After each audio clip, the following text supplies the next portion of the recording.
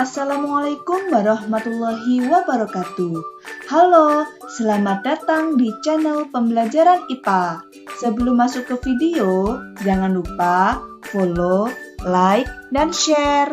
Pada video kali ini kita akan membahas tentang getaran, gelombang, dan cahaya. Khusus pada video kali ini, kita akan bahas dulu tentang getaran. Coba perhatikan gambar berikut ini. Gambar yang pertama, ada dua orang anak yang sedang bermain ayunan.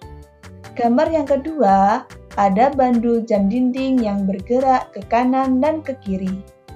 Menurut kalian, apa persamaan dari gerakan di atas?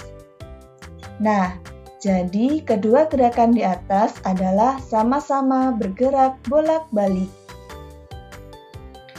Nah, gerakan tadi seperti pada gambar bandul berikut ini.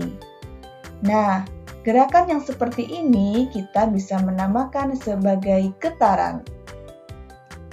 Getaran adalah gerakan bolak-balik melalui titik setimbang. Apa itu titik setimbang? Kalian bisa lihat bagian yang saya lingkarin. Yang saya lingkari adalah posisi ketika benda diam. Posisi ketika benda diam bisa dinamakan sebagai titik setimbang. Ada berbagai contoh-contoh getaran dalam kehidupan sehari-hari. Yang pertama, getaran yang dihasilkan dari senar gitar yang dipetik. Yang kedua, getaran yang dihasilkan dari penggaris yang digetarkan. Yang ketiga, getaran yang dihasilkan oleh pita suara kita. Contoh yang keempat, ada getaran yang dihasilkan oleh garpu tala yang dipukul. Yang kelima, getaran yang dihasilkan dari gempa bumi. Karena getaran adalah suatu gerakan yang bolak-balik, maka kita bisa menghitung banyaknya getaran. Bagaimana untuk menghitung satu getaran? Nah, perhatikan gambar berikut ini. Pada bandul yang ada sudah saya tandai dengan huruf A, huruf B, dan huruf C. Bagaimana untuk satu getaran? Satu getaran bisa dilihat dari, jika dimulai dari posisi A, maka gerakan bandulnya adalah A, B, C, B, A.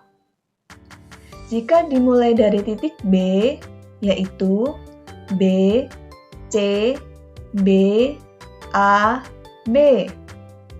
Jika dimulai dari posisi C, C, B, A, B, C. Nah, kalau kalian amati dari ketiganya, maka untuk satu getaran itu dimulai dari posisi awal, kembali lagi ke posisi awal. Jika dimulai dari A, maka akan berakhir di A.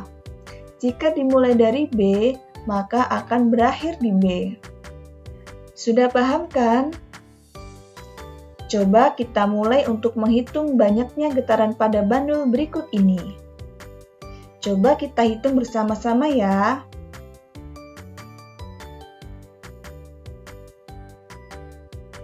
1, 2, 3, 4, 5, 6. Nah, kalau dari sisi satunya, kita coba hitung juga ya. Mulai. 1, 2, 3, 4, 5, 6. Mudah bukan? Nah, dalam getaran itu ada besaran-besaran yang harus kalian ketahui. Yang pertama, ada amplitudo. Amplitudo adalah simpangan terbesar. Simpangan terbesar adalah jarak dari OA atau jarak dari OB. Besaran-besaran yang kedua adalah frekuensi. Biasanya disimbolkan dengan huruf F. Frekuensi adalah getaran yang dihasilkan dalam waktu 1 sekon. Untuk mencari frekuensi, bisa menggunakan persamaan F sama dengan N per T. F adalah frekuensi getaran dengan satuan Hertz. N adalah jumlah getaran. T adalah waktu dengan satuan sekon atau detik. Berikut untuk contoh soalnya. Sebuah bandul bergetar sebanyak 120 kali dalam waktu 1 menit. Berapakah frekuensi getarannya? Kita tulis dulu yang diketahui. Ada N 120 kali, T 1 menit, kita harus ubah ke sekon ya, 60 sekon. Yang ditanyakan F. Sehingga untuk menjawabnya, kita masukkan dulu untuk persamaannya. F sama dengan N per T. Kemudian kita masukkan angkanya. Sama dengan 120 per 60, hasilnya adalah 2 Hertz. Selanjutnya, besaran yang ketiga adalah periode. Bisa disimbolkan dengan huruf T besar. Periode adalah waktu yang diperlukan untuk menempuh satu getaran. Bisa dituliskan dengan persamaan T sama dengan T per N. Nah, di sini ada 2 T ya, adik-adik. Jangan bingung, untuk T besar adalah periode getaran, sedangkan T kecil adalah waktu untuk keseluruhan getaran. Keduanya sama-sama memiliki satuan sekon atau detik. N adalah jumlah getaran. Untuk contoh soalnya, jika waktu yang dibutuhkan untuk 40 kali getaran adalah 10 sekon, berapakah periode getaran?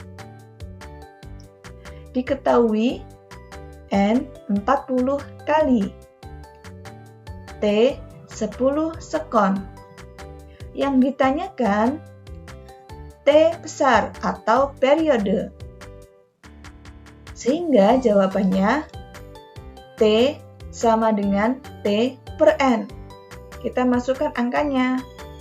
Sama dengan 10 per 40. Sehingga jawabannya 0,25. Bagaimana adik-adik? Apakah kalian sudah mengerti? Nah, kalau kalian amati antara frekuensi dengan periode tadi, ternyata rumusnya hampir mirip. Untuk frekuensi sama dengan N per T. Sedangkan periode T sama dengan T per N. Ternyata hanya dibalik saja antara N dan T. Nah, dengan demikian, ternyata terdapat hubungan antara frekuensi dengan periode. Sehingga bisa kita tuliskan hubungan keduanya berbanding terbalik, sehingga bisa ditulis F sama dengan 1 per T, atau bisa ditulis T sama dengan 1 per F. Kita coba ya untuk berlatih. Coba adik-adik kerjakan soal berikut ini. Apabila sebuah benda bergetar sebanyak 600 getaran setiap 5 menit. Tentukan A. Periode, B. Frekuensi. Nah, sekarang kalian cocokkan dengan pembahasan berikut ini. Nah, diketahui yang pertama N 600 kali. T 5 menit harus diubah ke sekon dulu ya, sehingga menjadi 300 sekon. Yang ditanya T dan F.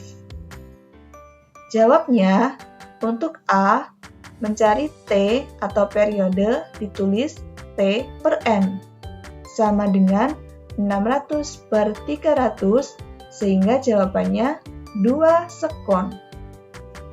Untuk B, mencari frekuensi sama dengan N per T, sama dengan 300 per 600, sehingga jawabannya 0,5 Hz. Gimana adik-adik semua? Apakah jawaban kalian benar? Terima kasih sudah menonton. Sampai bertemu di video selanjutnya. Wassalamualaikum warahmatullahi wabarakatuh.